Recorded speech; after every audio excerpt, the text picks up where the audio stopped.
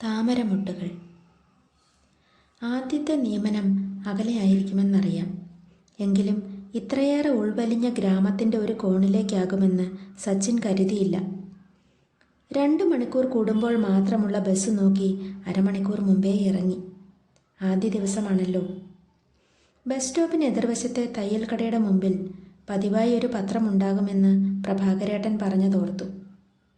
കോരിച്ചൊരിയുന്ന മഴയത്ത് കടത്തിണ്ണയുടെ ഉൾവശത്തേക്ക് ചേർന്നു നിന്ന് പത്രം വായിക്കുമ്പോഴാണ് ഏതാണ്ട് പകുതിയും നനഞ്ഞൊട്ടിയ വേഷത്തോടെ ഒരു പെൺകുട്ടി അങ്ങോട്ടേക്ക് ഓടിക്കയറിയത്. ഈ പെരുമഴയത്ത് ആരാണ് കുടയെടുക്കാൻ മറക്കുക? ഒരു പ്ലാസ്റ്റിക് കവറിൽ പുസ്തകങ്ങൾ നനയാതെ മാറോട് ചേർത്ത് അടക്കി പിടിച്ചിട്ടുണ്ട്. നനഞ്ഞൊട്ടി തൻ്റെ മുമ്പിൽ നിൽക്കേണ്ടി വന്നപ്പോഴുള്ള അവളുടെ ജാള്യത കണ്ടപ്പോൾ പത്രം മടക്കി കുട നിവർത്തി അവിടെ നിന്നിറങ്ങി. Sir, file. അപ്പോയിൻമെൻ്റ് ഓർഡർ ഉൾപ്പെടെയുള്ള ഫയൽ മറന്നുവച്ചത് തൻ്റെ നേർക്ക് നീട്ടിയ കൈകൾക്ക് ചാമ്പങ്ങയുടെ ചുവപ്പും തുടുപ്പും. ആ മുഖത്തേക്കൊന്നും നോക്കാതെ മടങ്ങാൻ കഴിഞ്ഞില്ല. എന്നും ബസ് കാത്തു നിൽക്കുമ്പോൾ അവൾ കാണാതെ കാണുന്ന സൗന്ദര്യം. ഇരുചക്രവാഹനം സ്വന്തമാക്കിയപ്പോഴും 2 മണിക്കൂർ നേരത്തെയാണെന്നറിഞ്ഞിട്ടും അതേ സമയത്ത് തുടർന്ന യാത്ര. തയ്യൽ കടയുടെ വരാന്തയിൽ അവളെ കാണാതായ ദിവസം മനസ്സിൽ കലമ്പിയ അനിശ്ചിതത്വം. ഓഫീസ് ടേബിളിൽ 11 മണിക്കെത്തിയ പതിവ് ചായ മുമ്പിലേക്ക് നീട്ടിയ കൈകൾക്കും അതേ ചുവപ്പ്. ഞെട്ടലോടെ മുഖമുയർത്തി നോക്കിയപ്പോൾ താമരമൊട്ടുപോലെ അതേ മുഖം.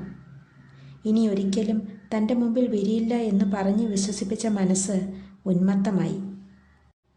ഇനിയെങ്കിലും ആരെന്നും എന്തെന്നും ചോദിച്ചറിയണം. മരണപ്പെട്ട അച്ഛൻ്റെ ഒഴിവിൽ ആശ്രിത നിയമനം ലഭിച്ചവളാണെന്നറിഞ്ഞു. പഠിക്കാൻ മിടുമിടുക്കി. മേശ തുടച്ചും ഫയലുകൾ ചുമന്നും 2 പേരുടെ ഒഴിവിലെ ജോലികളും ഒരു പരാതിയുമില്ലാതെ തീർത്തിട്ട് നേരെ ട്യൂഷൻ സെൻ്ററിലേക്ക് പായുന്നവൾ. പണയത്തിലായി കിടപ്പാടം തിരിച്ചു പിടിക്കാനും പട്ടിണി മാറ്റാനുമുള്ള പാച്ചിൽ. അന്ന് പെയ്ത മഴയിൽ നിസ്സഹായതയോടെ അവൾ ഓടിക്കയറിയത് തൻ്റെ ഹൃദയത്തിലേക്കായിരുന്നു എന്ന് തിരിച്ചറിഞ്ഞു. നാട്ടിലേക്ക് മടങ്ങും മുമ്പ് ഇഷ്ടം പറയണമെന്നുറച്ചു. അറിയുമ്പോൾ ആ മുഖം നാണം കൊണ്ട് കൂമ്പുന്നതും അത് കണ്ട് കുളിരുന്നതും ചിന്തിച്ച് മനസ്സ് ഉന്മത്തമായി. 2 തുള്ളി കണ്ണുനീർ മറുപടിയായി നൽകി അവൾ തിരികെ നടന്നു. അച്ഛനെയും അമ്മയെയും കവർന്നെടുത്ത രോഗത്തിൻ്റെ ഭീതിയിൽ പിന്തിരിഞ്ഞ അവളുടെ ഇടത്തെ കൈയിൽ ഒരു തുണ്ട് കടലാസിൽ 4 വരി കവിതകൾ കുറിച്ചു നൽകി. കടം കൊണ്ട കവിത. കാലം ഇനിയും ഉരുളും. അപ്പോൾ ആരെന്നും എന്തെന്നും ആർക്കറിയാം. അവളുടെ വലം കൈ തൻ്റെ കൈകളോട് ചേർത്ത് വച്ച് പറഞ്ഞു, പോയി വരാം.